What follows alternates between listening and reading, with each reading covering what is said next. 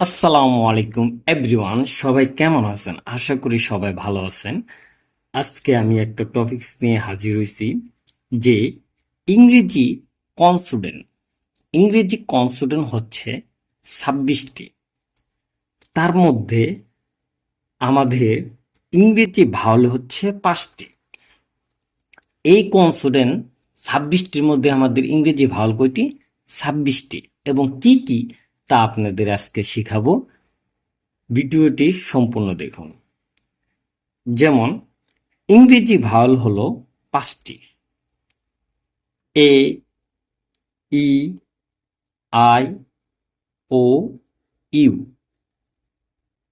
ইংরেজি কনসোনেন্ট হচ্ছে 26টি, তার মধ্যে 5টি হচ্ছে ভাওয়াল।